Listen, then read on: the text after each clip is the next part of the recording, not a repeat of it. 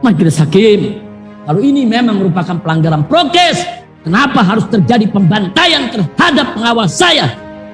6 orang laskar FPI di kilometer 50. Demi Allah, sampai kapanpun kami akan mengejar pelakunya. Ada tokoh utama yang punya dendam dengan Habib Rizik. Kasus-kasus sebelumnya itu soal kerumunan segala macam tidak cukup kuat, maka seolah-olah harus dihadirkan kasus lain, yaitu berita bohong segala macam. Padahal ini satu rangkaian sebetulnya, ya. Karena kita tahu bahwa Habib Rizik diuber-uber. Kekuasaan tengah mengintai kesalahan Habib Rizik, dan keputusannya akan tergantung pada konstelasi politik 2 hari ke depan. Datang peristiwa ini yang memungkinkan kita menganalisis bahwa kekuasaan tetap mengintai kesalahan Habib Rizik. Tidak mungkin jaksa maupun hakim itu lepas dari variabel politik.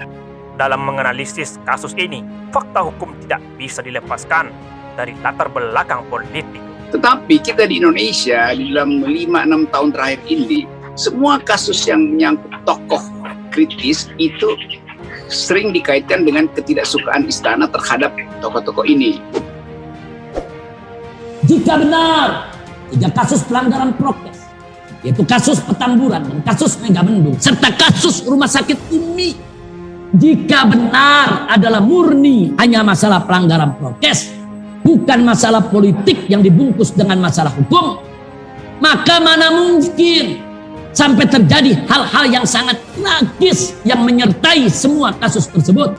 Pengamat politik Rocky Gerung ikut mengomentari polemik Habib Rizik Syihab yang akan dijatuhi vonis pada sidang kasus suap tes Rumah Sakit Umi.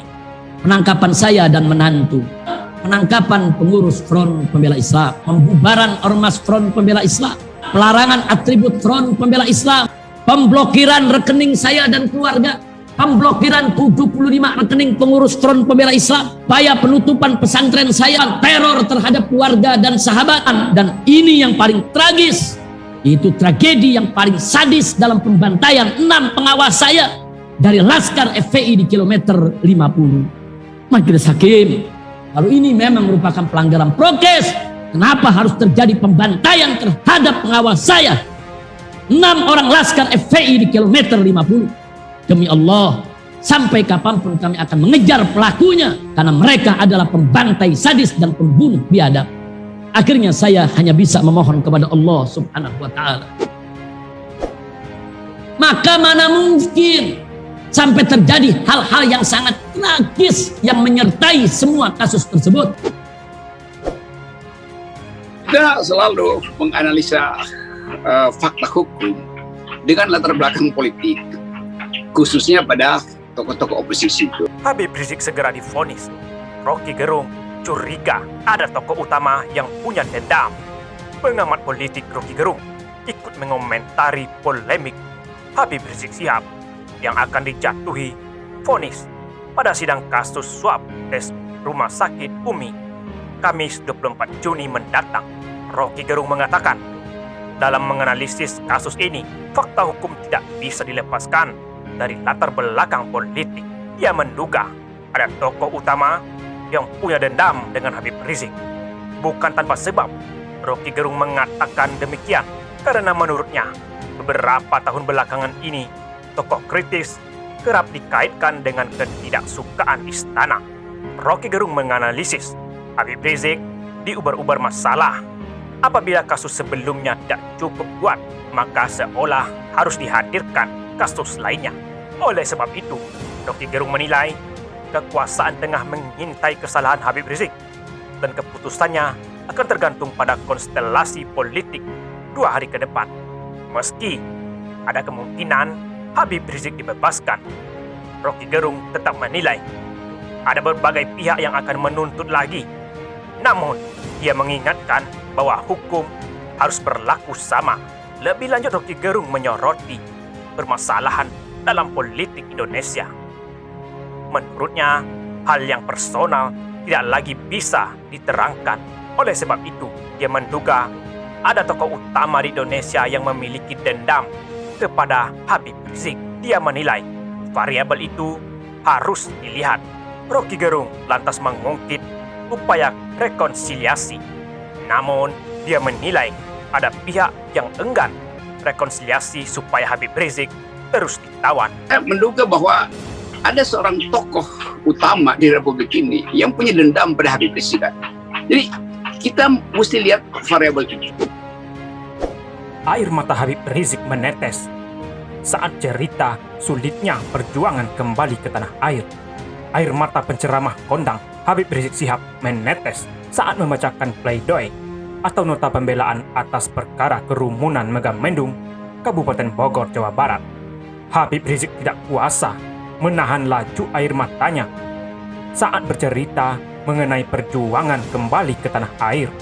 Peristiwa ini berawal saat Habib Rizik menceritakan soal teror dan intimidasi yang dilakukan oleh operasi intelijen hitam yang menyampaikan info fitnah tentang dirinya kepada pemerintah Saudi hingga membuatnya diinterogasi oleh kantor penyidik intelijen Saudi Arabia.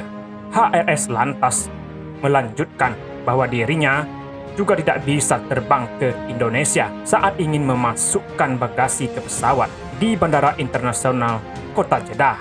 Penerbangannya dilarang dengan alasan dicekal atas perintah kantor penyidik intelijen Saudi berdasarkan permintaan pemerintah Indonesia.